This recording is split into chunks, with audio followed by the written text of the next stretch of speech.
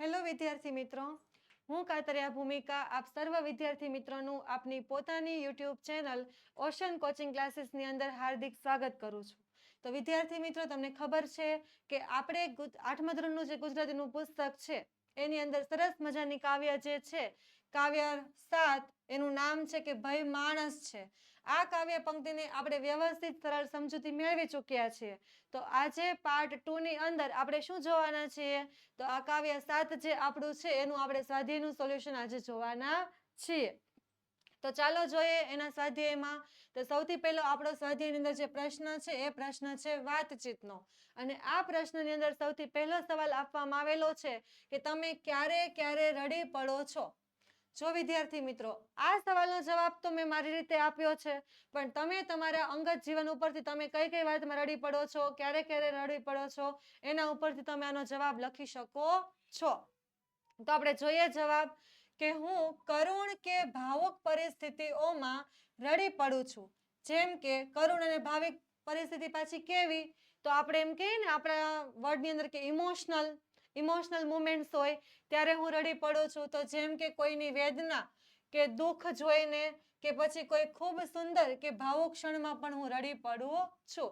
એટલે કોઈ વ્યક્તિ દુઃખમાં હોય કે એની વેદના સાંભળીને કે એનું દુઃખ સાંભળીને ત્યારે પણ રડી પડાય છે. અને બીજી વસ્તુ શું છે કે કોઈ સુંદર કે ભાવુક ક્ષણમાં પણ હું રડી પડું છું. એટલે ક્યારેક કંઈક આપણે આપણું નાનું મોટું કંઈક ડ્રીમ પૂરું થયું હોય, અથવા તો આપણે બહુ જ ખુશ હોઈએ ત્યારે. તો રડવાની આ જે ક્યારે રડે છે એમાં લેખક બે વાતનો ઉલ્લેખ કરે છે. એક તો દુઃખી હોય ત્યારે, અને બીજું બહુ જ ખુશ હોય ત્યારે. એટલે આ બે પરિસ્થિતિની અંદર રડે છે. અથવા તો હું રડું છું, પણ તમે ક્યારે રડો છો ને એ તમારે લખવાનું છે. તમે એકલા ક્યારે હસ્યા છો? એવું બન્યું છે કે એકલા તમને અચાનક કંઈક વાત યાદ આવી ગઈ હોય અને તમે હસતા હોય? હા, ચોક્કસ આવું ક્લાસમાં ક્યારેક થતું હશે કે આપણે મેડમ કંઈક ભણાવતા હોય, કંઈક સિરિયસ ટોપિક ચાલતો હોય અને આપણે પાછળની છેલ્લી બેન્ચીસમાં કે છેલ્લેથી બીજી ત્રીજી બેન્ચીસમાં બેઠા હોય અને અચાનક જ ક્યાંક આપણને યાદ આવી જઈને આપણે હસી પડીએ. અને પછી મેડમ આપણને આખા ક્લાસ વચ્ચે ઊભા કરીને પૂછે કે કઈ વાત ઉપર હસતો હતો કે શું કરતો હતો. તો એવી સિચ્યુએશન કદાચ ક્યારેક થતી હશે. પણ જોઈએ કે હું ઘણી વખત એકલા હસ્યો છું. તો ક્યારે તો જ્યારે મને કોઈ મજેદાર ઘટના યાદ આવે ત્યારે, પછી કોઈ જોક્સ યાદ આવે, કે પછી ફોન પર કોમેડી વિડીયો જોઉં ત્યારે એકલો હો તો પણ હસી પડું છું. એટલે આપણે કાનની અંદર હેન્ડસ્ફ્રી નાખીએ તો બ્લુટૂથ નાખીને કોમેડી વિડીયો જોતા હોય, અથવા તો ફોનમાં રીલ્સ સ્ક્રોલ કરતા હોય અને ઓચિંતાની જ કંઈક જેઠાલાલની કેવી કંઈક બહુ વિચિત્ર કોમેડી રીલ્સ આવી જાય અને આપણે એકલા જ હસવા મળીએ. એટલે કે આખા ઘર શાંત હોય અને એમાં આપણે ખડી પડીએ, એટલા જોરથી હસીએ તો આજુબાજુવાળા બધા આપણી સામે જોવે, આને શું થયું અચાનક. એટલે એવી પરિસ્થિતિ હોય ત્યારે પણ પછી મારા દાદા કહે છે કે તમે એકલા હો અને હસતા રહો તેનો અર્થ એ છે કે તમે ખુશ છો અને જિંદગીનો આનંદ પણ તમે માણી રહ્યા છો. તેઓ માને છે કે એકલા હસવામાં કંઈ ખોટું નથી, બલકે એ સારી વાત છે. હા, પણ તમે ક્યારેક હસો અને અમુક જગ્યાએ હસો તો એ સારી વાત છે. પછી તમે સતત એકલા બેઠા હસતા રહો તો પછી લોકો આપણને ગાંડા સમજીને પાગલખાનામાં ભરતી કરવાની વાત કરે. એટલે બહુ વધુ પડતું પણ હસાય નહીં. અને અમુક વખતે આ હસવા વાળું છે ને જગ્યા જોઈને પણ હસવું પડે. તમે ખબર અમુક જોક્સ સાંભળેલા હશે કે એને કાંઈ ખબર ન પડે ને ક્યાંય કોઈકના સમાચાર પૂછવા કે કોઈ મૃત્યુ પામ્યું હોય ત્યાં જઈ અને ત્યાં પછી આપણે એમ કહીએ કે મારા દાદાજીએ તો કીધું છે કે ભાઈ એકલા હસીએ તો સારું કહેવાય. તો ત્યાં આપણે હસ્યા હોય તો આપણી શું હાલત થાય.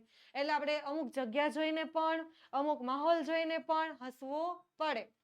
એટલે આ તો મેં મારી વાત કરી કે મને ક્યારેક મજેદાર ઘટના કંઈક યાદ આવી જાય બનેલી, અથવા તો કોઈકે જોક્સ કીધો હોય તો એ યાદ આવી જાય, અથવા તો ક્યારેક બીજી વસ્તુ યાદ આવી જાય, અથવા તો વિડીયો જોતી હો ત્યારે. એટલે આવી પરિસ્થિતિ હોય ત્યારે મને એકલા હસવું આવી જાય છે. અને આ હસવું સારી વાત છે. એનો અર્થ એવો છે કે આપણે જિંદગીથી કંટાળી ગયા નથી, પણ આપણે એની મજા લઈએ છીએ. એના પછી ત્રીજો સવાલ, તો તમે ક્યારે ઢીલા પડી ગયા છો અને ક્યારે? તો તમને એમ થાય કે ઢીલા પડી જવું એટલે શું?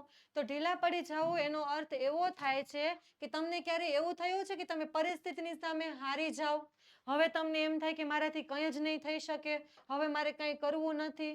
આવી પરિસ્થિતિનો સામનો તમારે ક્યારે કરવો પડ્યો છે? તો જુઓ, કે જ્યારે મારા મમ્મી રસોડામાં લપસી ગયા હતા અને તેમના હાથે ફ્રેક્ચર તથા માથાના ભાગે ઈજા થઈ હતી ત્યારે હું ખૂબ જ ઢીલો પડી ગયો હતો. એટલે કે નિરાશ થઈ ગયો હતો, ટેન્શનમાં આવી ગયો હતો, ખબર જ નહોતી પડતી કે હવે મારે શું કરવું જોઈએ. તો એવી પરિસ્થિતિ ક્યારે આવે છે? તો મમ્મી રસોઈની અંદર કામ કરતા કરતા લપસી જાય છે, એમના એક હાથમાં ફ્રેક્ચર આવે છે અને માથામાં પણ ઘણું ખરું વાગ્યું હતું. તો એવા સમયે હું સાવ ઢીલો પડી ગયો હતો. તો એવી પરિસ્થિતિ હોય ત્યારે મારે આવી રીતે આવા ઇમોશનનો સામનો કરવો પડે. એના પછીનો સવાલ છે કે તમે ચંદ્ર વિશે શું શું જાણો છો? તો જોઈએ ચંદ્ર વિશે હું શું શું જાણું છું તે. તો હું ચંદ્ર વિશે આટલું જાણું છું. એમાં સૌથી પહેલું કે ચંદ્ર એ પૃથ્વીનો એકમાત્ર કુદરતી ઉપગ્રહ છે. પછી બીજું, તે પૃથ્વીથી લગભગ 3,84,400 કિલોમીટર દૂર છે. આ બધી ચંદ્ર વિશેની માહિતી છે. પછી ત્રીજું, તો તેના પર પૃથ્વી કરતા 6 ભાગ જેટલું ગુરુત્વાકર્ષણ બળ છે. એટલે કે પૃથ્વીમાં જેટલું ગુરુત્વાકર્ષણ બળ છે એના કરતા 6 ભાગનું ગુરુત્વાકર્ષણ બળ તમને ચંદ્ર ઉપર જોવા મળે. તેના પર વાતાવરણ નથી. અને પાંચમું, તે દર 29.5 દિવસે પૃથ્વીની ફરતે એક પરિક્રમણ પૂરું કરે છે. તો મારી પાસે ચંદ્ર વિશે આ 5 બાબતોની માહિતી છે. પણ તમે આના કરતા ચંદ્ર વિશે વધુ કંઈક જાણતા હોય તો પણ તમે લખી શકો છો કે તમે ચંદ્ર વિશે કેટલું બધું જાણો છો. એના પછી 5મો સવાલ કે આ કવિતાની કઈ પંક્તિ તમને વધુ ગમી, અને જે પંક્તિ ગમી છે તો એનું કારણ પણ કહેવાનું છે કે તમને આખી કાવ્ય પંક્તિમાંથી આ એક જ પંક્તિ કેમ વધારે ગમી. તો જુઓ કે પૂજવા જટ થયા પાળિયા માણસ છે, ટાણે ખોટ્યું પડી પડે ભય માણસ છે. એટલે કાવ્ય પંક્તિની અંદરની આ 2 પંક્તિ જે છે એ મને બહુ જ ગમી છે. અને આ 2 પંક્તિ મને વધારે કેમ ગમી છે તેનું રીઝન છે કે મને ઉપરની 2 પંક્તિઓ વધુ ગમી છે. કારણ કે તેમાં જણાવ્યું છે કે માણસ પરમાર્થ એટલે કે બીજાની સેવાર્થે પાળિયા થઈને એટલે કે મૃત્યુ પામીને પૂજાય છે. જ્યારે મેં તમને આ કાવ્ય પંક્તિ સમજાવી હતી તો ત્યારે મેં તમને પાળિયાનો અર્થ બહુ વિસ્તારપૂર્વક અને બહુ વ્યવસ્થિત કહ્યો હતો કે કોઈ વ્યક્તિનું મૃત્યુ થાય તો આપણે એને પાળિયો બનાવી અને પૂજીએ છીએ. પણ મેં તમને એવું પણ કહ્યું હતું કે બધા જ વ્યક્તિના મૃત્યુ પછી એમના પાળિયા બનાવવામાં આવતા નથી. માત્ર એવા વ્યક્તિ કે જે સેવાર્થે એટલે કે બીજાની સેવા કરવાને કારણે, પરમાર્થે એટલે કે બીજા ઉપર ઉપકાર કરવાને કારણે જો મૃત્યુ પામ્યા હોય તો એવા વ્યક્તિના પાળિયા બનાવવામાં આવે છે અને એને પૂજવામાં આવે છે. જેમ કે ગાયોનું રક્ષણ કરે, સ્ત્રીઓનું રક્ષણ કરે, આવા કામમાં આવું રક્ષણ કરતા કરતા જેનું મૃત્યુ થાય તો એના આપણે પાળિયા બનાવવામાં આવે છે. અને જે માણસની ખરા સમયે ખોટ વર્તાય છે તો આ રીતે જે છે એ આ પંક્તિની અંદર ટાણે ખોટ્યું પડી ભય માણસ છે. એટલે કે જ્યારે સાચો સમય આવે ત્યારે આ જે આવો વ્યક્તિ આવી રીતે મૃત્યુ પામ્યું હોય તેની ખોટ આપણને વર્તાય, એની કમી આપણને મહેસૂસ થાય. તો આવી પંક્તિ જે છે એક તો માણસના પરાક્રમની પણ વાત કરી છે અને ત્યારબાદ એની યાદની પણ વાત કરી છે. એટલે મને આ પંક્તિ વધારે ગમે છે. અને બીજું તમને કયા નોંધ આપી છે કે વિદ્યાર્થીઓએ પોતાની રીતે ઉત્તર આપવાના છે. એટલે કે આ 5 પ્રશ્નો એવા પૂછાણા છે કે તમે તમારા જીવન વિશેના તમને ગમતા એવા જવાબ તમે આની અંદર લખી શકો છો. એવું સહેજે જરૂરી નથી કે મેં અહીંયા જે જવાબ આપ્યા છે એ જ તમારે લખવા. મને આ 2 પંક્તિ વધારે ગમે છે. તમને કાવ્ય પંક્તિની કોઈ અન્ય પંક્તિઓ ગમતી હોય તો તમને બધી જ કાવ્ય પંક્તિનો અર્થ ખબર જ છે તો તમે એના વિશે પણ લખી શકો છો. તમારું સાચું જ પડશે કેમ કે વાતચીતનો પ્રશ્ન જ એવો છે કે તમે તમારી રીતે લખી શકો. એના પછી પ્રશ્ન 2 આપણે જોઈએ કે ઉદાહરણ મુજબ શબ્દ બનાવો અને તેનો વાક્યની અંદર પ્રયોગ કરો. તમને જ્યારે ઉદાહરણ મુજબ બનાવવાનું કહે તો વિદ્યાર્થી મિત્રો સૌથી પહેલા આપણે ઉદાહરણને એકદમ વ્યવસ્થિત સરસ રીતે જોઈ લેવાનું જેથી કરીને આપણને ખબર પડે કે આપણે આ શબ્દના કેવી રીતે વાક્ય પ્રયોગ બનાવવાના છે. તો જેમ કે આપણને ઉદાહરણ તરીકે અહીંયા એક વાક્ય આપ્યું છે કે બિલાડી ચપ ચપ ચાટી જાય છે. અહીંયાથી નહીં આવે, બિલાડી ચપ ચપ ચાટી જાય છે. તો આપણે આ ઉદાહરણનો જે શબ્દ છે એના ઉપરથી આપણે વાક્ય પ્રયોગ કરવાનો છે. એટલે તમે એવું માની શકો કે અહીંયા શબ્દ હતો ચપચપ, એટલે આપણે ચપચપ પરથી વાક્ય બનાવ્યું કે બિલાડી ચપચપ ચાટી જાય છે. જેમ કે આપણે બિલાડીને દૂધ આપીએ તો એમ જ પીવે ને, ચપ ચપ ચપ કરતી ચાટી જાય. તો એવી રીતે આપણને બીજો શબ્દ આપ્યો છે લપ. તો લપ ઉપરથી આપણે કેવું વાક્ય બનાવી શકીએ? તો જો લપ લપ એટલે કે મુન્નો ક્યારનો લપ લપ કરે છે. એના પછી તો લબ, તો લબ ઉપરથી શબ્દ બને લબલબ. તો લબલબ ઉપરથી આપણે વાક્ય બનાવવાનું છે. તો જો ગુમડાની જગ્યાએ મને લબલબ થાય છે, એટલે કે જ્યાં ગુમડું થયું છે ત્યાં એવો દુખાવો આપણને એમ કે લબલબ અંદરથી ચમકાર આવતો હોય, તીખારા વાગતો હોય એના જેવું થાય છે. તો એ માટે છે કે ગુમડાની જગ્યાએ મને લબલબ થાય છે, એટલે કેવી રીતે દુખે છે. એના પછી બણ શબ્દ, આપણે એવા બીજા શબ્દો પણ જાતે બનાવવાના છે કે આપણે એકનો એક શબ્દ બે વાર લઈ અને પછી એનો વાક્ય પ્રયોગ કરી શકીએ. તો બણ બણ શબ્દ બનાવ્યો આપણે, એના ઉપરથી વાક્ય પ્રયોગ કરવાનો કે માખીઓ મીઠાઈ પર બણબણ કરે છે. એના પછી આપણને શબ્દ આપ્યો છે ટપ, તો એના ઉપરથી શબ્દ બનશે ટપ ટપ. તો એના ઉપરથી વાક્ય કેવું બનશે કે કેરીઓ ટપ ટપ નીચે પડી. હવે અહીંયા આપણે શબ્દ જાતે બનાવવાનો છે, તો આપણે શબ્દ બનાવીએ ગદ, અને એમનું બને ગદગદ, એટલે કે નટુ કનુની વાત સાંભળી ગદગદ થઈ ગયો. બરાબર. એના પછી છે ડબ, તો ડબનો શબ્દ બને ડબડબ, અને ડબડબ ઉપરથી વાક્ય પ્રયોગ કરો તો નીરુની આંખેથી ડબડબ આંસુ સરી પડ્યા. આપણે ટપ ટપ ની અંદર પણ એવું લખી શકીએ કે ટપ ટપ આંસુઓ ખર્યા, અને ડબડબ પણ લખી શકાય. એના પછી શબ્દ છે આપણી પાસે ધબધબ, તો ધબધબ ધરતી ગાંજે, અથવા તો તમે એવું પણ લખી શકો કે મમ્મી ધબધબ ધોકો મારી અને કપડાં ધોવે. એટલે તમને જેવો અવાજ, આ છે ને તમે એક પ્રકારનું કહી શકો ને તો અવાજ બતાવતા હોય ને, ધ્વનિ બતાવતા એવા શબ્દો છે. એના પછી તો આપણે શબ્દ બનાવ્યો છે ભડ, બચ અને હૂપ. તો ભડ ઉપરથી ભડભડ, તો ભડભડ ચિત્તા સળગી ભડભડ, એટલે કે આપણે કોઈ મૃત્યુ પામ્યા હોય ને એની જે ચિત્તા સળગાવવામાં આવે ને તો એની વાત છે. એના પછી બચબચ, તો બચ્ચું ધાવે બચબચ. એના પછી હૂપ હૂપ, તો વાંદરો કૂદે હૂપ હૂપ. એટલે તમને અહીંયા ભલે એક જ શબ્દ આપ્યો પણ તમારે લપ છે તેનું લપ લપ, લબ છે તેનું લબલબ, ટપ છે તેનું ટપ ટપ, ગદ છે તેનું ગદગદ. એટલે અહીંયા આપણને કેમ ચપ ચપ આપ્યું, એવી રીતે આપણે એક શબ્દનો બે શબ્દ એનો એ જ શબ્દ રિપીટ કરી અને પછી એના ઉપરથી આપણે વાક્ય બનાવવાનું છે. અહીંયા બિલાડી ચપ ચપ ચાટી જાય છે, આ થી છે એ વચ્ચે નહીં આવે. બરાબર. ચાલો હવે આપણે આગળ જોઈએ.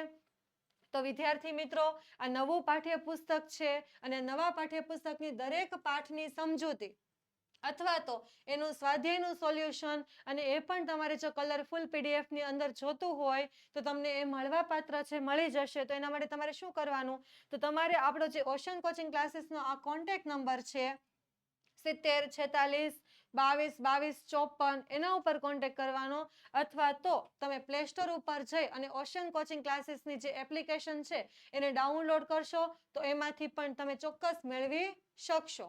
હવે આપણે આગળ જોઈએ. તો આપણી પાસે છે પ્રશ્ન 3 કે આપેલા શબ્દનો સાચો અર્થ તમારે કૌંસમાંથી ધારો અને એ શબ્દનો ઉપયોગ કરી અને વાક્યને તમારે બનાવવાનો છે. જેમ કે આપણને પહેલો શબ્દ આપ્યો છે મક્કમ, તો તમારે આ ત્રણ શબ્દમાંથી જોવાનો છે કે મક્કમનો સાચો અર્થ શું થાય છે, અને એ સાચો અર્થ શોધ્યા પછી તમારે એ શબ્દનો ઉપયોગ કરી અને વાક્ય બનાવવાનું છે. તો જોઈએ કે મક્કમનો સાચો અર્થ શું થાય છે. તો જો અહીંયા તમને વાક્યની અંદર મનોબળ આપ્યું છે, તો આપણે આનો અર્થ સાચો શું થાય છે, તો મનોબળ થાય છે. મક્કમતા એટલે કે મનોબળ. તો આપણે એનું વાક્ય બનાવ્યું છે કે જીવનના કઠિન પડકારોમાં પણ દ્રઢ મનોબળ વ્યક્તિને સફળતા તરફ દોરી જાય છે. એટલે ગમે એવી મુશ્કેલી હોય, ગમે એટલા પડકારો હોય, પણ આપણું જો દ્રઢ મનોબળ હોય, આપણે મનને મજબૂત કરી દઈએ તો આપણા માટે કોઈ પણ કામ આપણને સફળતા તરફ જ લઈ જાય છે, એટલે કે નિશ્ચિત જ થઈ જાય છે. પછી એ કામ આપણા માટે અનિશ્ચિત રહેતું નથી. એ ચોક્કસ આપણને એ કામમાં સફળતા મળે છે. પણ શરૂઆતથી તમારું મનોબળ કેવું હોવું જોઈએ? તો એકદમ મજબૂત હોવું જોઈએ, મક્કમ હોવું જોઈએ. બરાબર. એના પછી બીજો શબ્દ જોઈએ તો પ્રતાપ. તો પ્રતાપનો અર્થ અને અર્થ ઉપરથી વાક્ય. તો જો વ્યક્તિનું તેજ તેની બૌદ્ધિક ક્ષમતાઓમાં છુપાયેલું હોય છે, એટલે કે પ્રતાપનો સમાનાર્થી અર્થ શું થશે? તો તેજ. કે વ્યક્તિનું તેજ શેમાં છે? તેની બૌદ્ધિક ક્ષમતાઓની અંદર છુપાયેલું છે. એના પછી ત્રીજો શબ્દ તો છે ચંદર. તો ચંદરનો અર્થ અને ચંદર ઉપરથી વાક્ય. કે જો ચંદ્ર એટલે શું થાય છે? તો ચંદ્ર.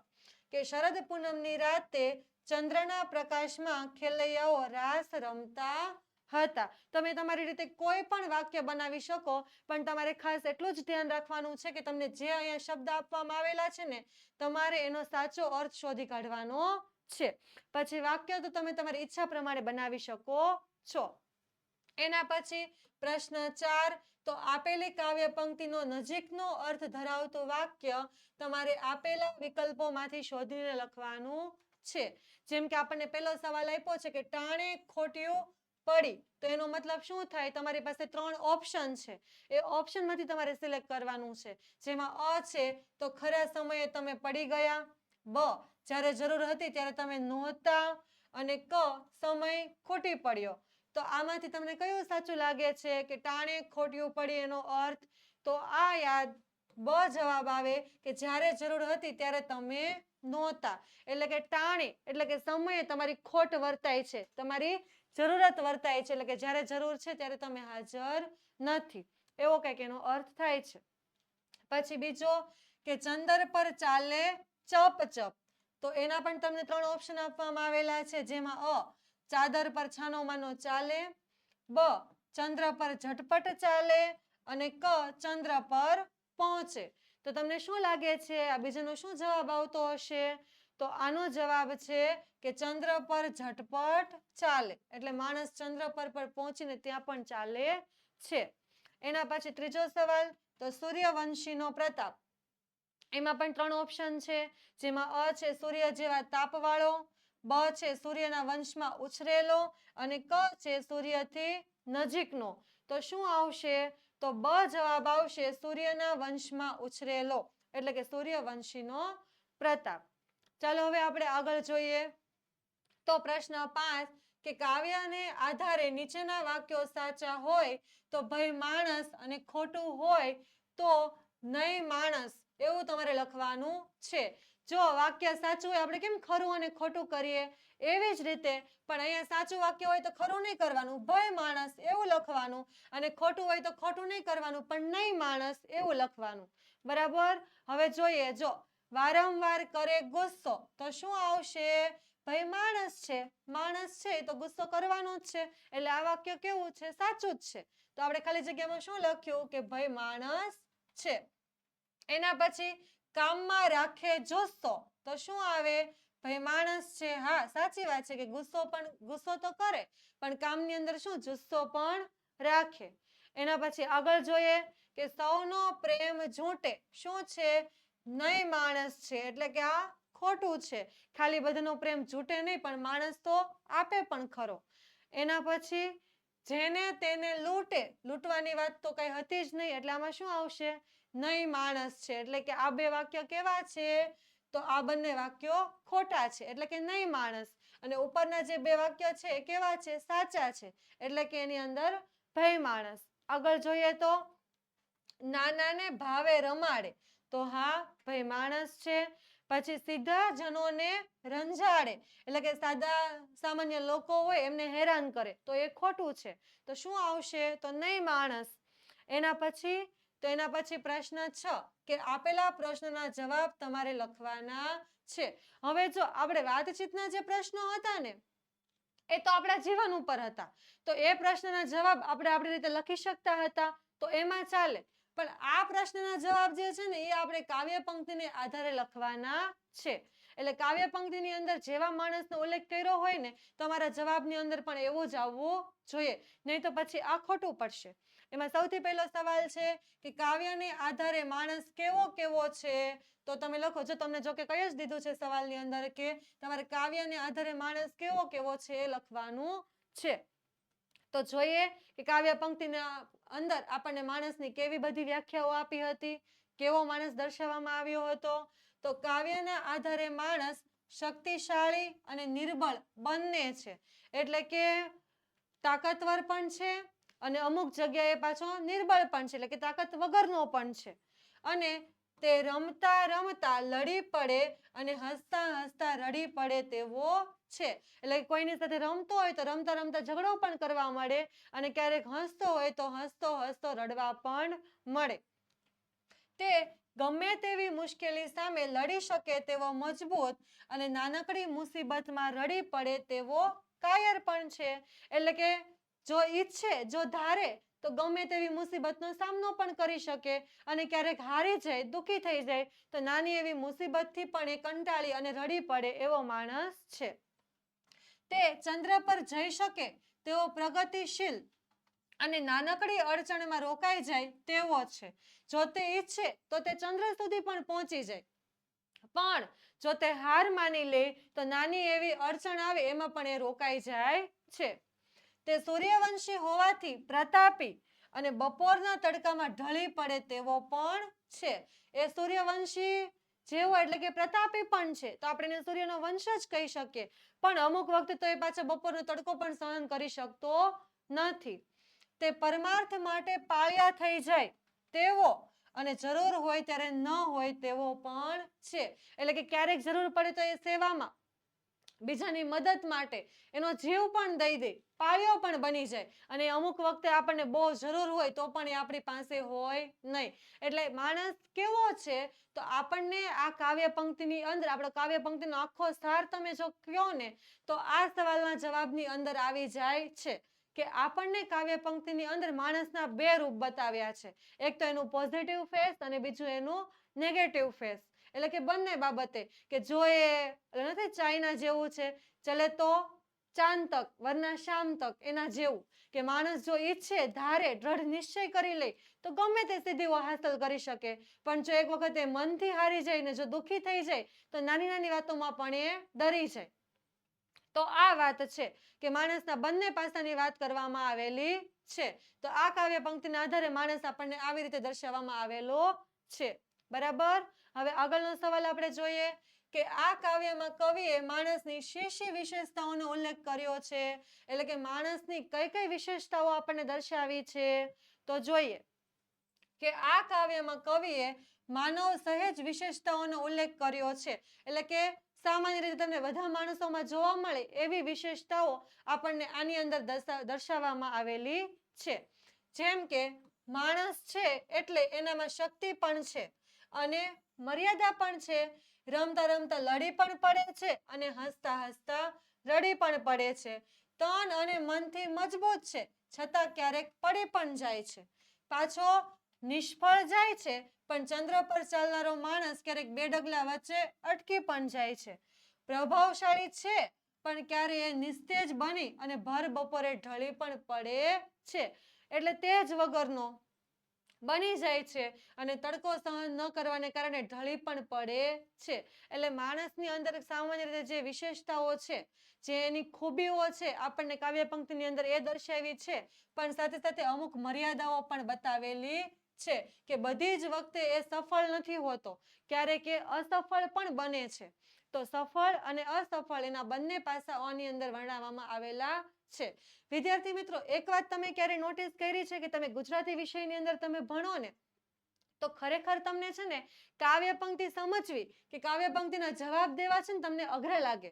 એની જગ્યાએ તમને પાઠ જે આપણે ને ગદ્ય અને પદ્ય કેમ આપણે અલગ અલગ કરીએ, એવી રીતે પાઠ તમને સમજવો અને એના સવાલ જવાબ દેવા તમને સહેલા લાગે. પણ હું તમને સાચી વાત કહું તો ખરેખર પાઠ કરતા પણ કાવ્ય પંક્તિના સવાલ જવાબ અને એના સ્વાધ્યાયનું સોલ્યુશન તમને ખરેખર સરળ પડે. એનું કારણ એટલું જ માત્ર છે કે તમે જોયું, હમણાં આપણે પહેલો સવાલ આખો વિસ્તારથી જોયો તો એક સવાલના જવાબની અંદર લગભગ આપણા આખા કાવ્ય પંક્તિનો સાર આવી ગયો. એટલે કે તમે જો નાની એવી કાવ્ય પંક્તિને વ્યવસ્થિત પોઈન્ટ ટુ પોઈન્ટ એના અર્થ જેમ હું કહેતી ગઈ હોય એમ તમે પુસ્તકમાં લખતા ગયા હોય અને સમજતા ગયા હોય તો એવો જ અર્થ જ તમારે સવાલના જવાબની અંદર લખવાનો હોય. અને લગભગ આ જે મોટા સવાલ જવાબ આવે એ બધાની અંદર તમારે એક જ જેવો જવાબ આવતો હોય, થોડાક એની અંદર ચેન્જીસ હોય. અને જ્યારે પાઠમાં તો આપણે સ્ટોરિકલ પાત્ર પ્રમાણે કેટલું બધું યાદ રાખવું પડતું હોય. એટલે કાવ્ય પંક્તિ ખરેખર સમજવામાં પણ સહેલી હોય અને એનું સ્વાધ્યાય અને એના સવાલ જવાબ પણ તમને સહેલા પડે. પણ શરત ખાલી એટલી કે પાઠની અંદર તમે જેમ સ્ટોરી યાદ રાખો એમ તમારે કાવ્ય પંક્તિનો આખો ભાવાર્થ વ્યવસ્થિત યાદ રાખવો પડે. કેમ કે આપણને કદાચ કાવ્ય પંક્તિ આખી મોઢે હોય પણ આપણે એના જવાબની અંદર કાવ્ય પંક્તિની લીટી લખી શકતા નથી. આપણે એનો અર્થ જ વ્યવસ્થિત લખવો પડે એટલા માટે. ચાલો જોઈએ ત્રીજો સવાલ શું છે. તો માણસને પહાડથી પણ કઠણ શા માટે કહેવામાં આવ્યો છે? શું કામ કહ્યો છે? માણસમાં એવી શું ખૂબી છે કે આપણે એને પહાડથી પણ મજબૂત બતાવ્યો છે? તો જોઈએ આનો જવાબ શું આવે છે. તો પહાડ જે મજબૂત છે, મક્કમ છે, દ્રઢ છે, એ માણસ પણ તનથી મજબૂત છે, મનથી મક્કમ છે અને દ્રઢ છે. એટલે પહાડથી પણ કઠણ છે. પહાડ તો ભાઈ મજબૂત છે, એક જગ્યાએ ઊભો રહે છે, દ્રઢ છે, મક્કમ છે, પણ એની સાથે સાથે માણસ પણ મક્કમ અને દ્રઢ છે, તનથી મજબૂત છે અને મનથી એ મક્કમ અને દ્રઢ છે. એટલે એ પણ પહાડની જેમ એક વખત મનથી કોઈ દ્રઢ સંકલ્પ કરી લે, એકદમ ફિક્સ નિશ્ચય કરી લે કે મારે આ કરવાનું જ છે, તો પછી એ માણસને કોઈ હરાવી શકતું નથી. એવી જ રીતે તમે પણ જો પહાડની જેમ નક્કી કરી લ્યો, મક્કમ થઈ જાઓ કે મારે 8મા ધોરણમાં આ વખતે એટલા ટકા લાવવાના જ છે, તો પછી તમે અત્યારથી જ એના માટે મહેનત કરવા માંડો તો તમને કોઈ પછી હરાવી શકે નહીં. તમે ચોક્કસ તમારો એ સંકલ્પ પૂરો કરો અને માણસ જે ધારે તે કરી શકે એટલા માટે એને પહાડથી પણ કઠણ કહેવામાં આવ્યો છે. બરાબર. આગળ જોઈએ. પૂજાવા જટ થયા પાળ્યા, ભાઈ માણસ છે. આ કાવ્ય પંક્તિનો અર્થ તમારે સમજાવવાનો છે. તો જો કે આપણે પહેલા જ સમજી ગયા તો પણ ફરીવાર આનો જવાબ શું આવશે કે પાળિયા જે આજે પૂજાય છે તે કોઈ વીર માણસના જ છે. આમ પરમાર્થે પોતાનું બલિદાન આપીને ખાંભી રૂપે પૂજાતા એ વીર માણસ છે.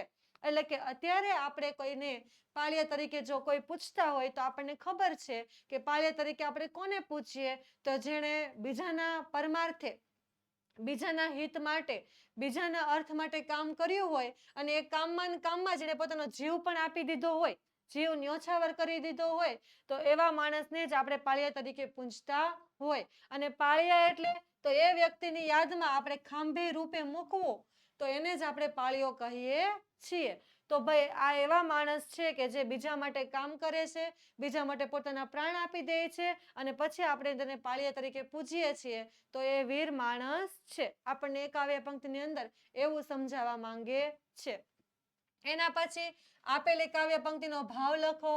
તમે જોયું તમારે વધુ પડતો કાવ્ય પંક્તિનો અર્થ, ભાવાર્થ, ભાવ એવું જ લખવાનું થાય. જોઈએ તો સૂર્યવંશીનો પ્રતાપ એનો ભાઈ માણસ છે, ભર બપોરે ઢળી પડે, ભાઈ માણસ છે. કે એક જોતા તો એ સૂર્યવંશીનો પ્રતાપ એટલે સૂર્યવંશી કહેવાય અને બીજી બાજુ તો થોડો તડકો પણ તેનાથી સહન થતો નથી, ત્યાં પણ એ ચક્કર ખાઈને પડી જાય. તો જોઈએ આમાં શું ભાવ છે. તો એનો ભાવાર્થ, ભાવ એટલે તમારે શું લખવાનું થાય, તો એનો ભાવાર્થ, એનો અર્થ જ તમારે લખવાનો થાય. તો સૂર્યના વંશમાં જન્મેલો હોવાથી તે પ્રભાવશાળી છે, સૂર્યવંશી છે, એટલે કે તે સામર્થ્યવાન છે. સામર્થ્યવાન એટલે જે ઈચ્છે તે બધું જ કાર્ય કરી શકે, બધી જ બાબતનું સામર્થ્ય એની અંદર રહેલું છે. પણ છતાં ક્યારેક કેવું બને છે તો ખરા બપોરે ઢળી પડે તેવો માણસ છે. એટલે અમુક વખતે એવું પણ બને કે ભાઈ ભલે ને સૂર્યના વંશમાં જન્મેલો, પ્રતાપી, સામર્થ્યવાન, સિદ્ધિવાળો, સૂર્યવંશી, પણ અમુક વખતે એનાથી થોડો એવો તડકો પણ સહન થતો નથી અને તડકાને કારણે ત્યાં જે ચક્કર ખાઈને પડી જાય છે. શું કામ? તો માણસ છે. એટલે કે કરવા માટે તો બહુ મોટા મોટા કામ એ કરી નાખશે, પણ ઘણી વખત એવું પણ બનશે કે એનાથી નાનું એવું કામ પણ થશે નહીં. તો આ કાવ્ય પંક્તિનો ભાવ કંઈક એવો છે. એના પછી તો ઉદાહરણ મુજબ કાવ્ય પંક્તિ બનાવો અને જૂથ કાર્ય તમારે કરવાનું છે. જેમ કે તમને ઉદાહરણ આપ્યું છે કે રમતા રમતા લડી પડે ભય માણસ છે. આ પ્રમાણે તમારે અલગ અલગ નવી કાવ્ય પંક્તિ બનાવવાની છે, પણ એકલા બનાવવાની નથી. કેમ કે આ શું છે? તો જૂથ કાર્ય છે. તો તમારે તમારા મિત્રોની ટુકડી બનાવવાની અને તમારે બધા જ મિત્રોએ મળી અને સાથે આવી નવી નવી કાવ્ય પંક્તિની રચના કરવાની, એટલે તમે પણ કવિ બની જાઓ. ચાલો જોઈએ કેવી કેવી કાવ્ય પંક્તિઓ બની શકે.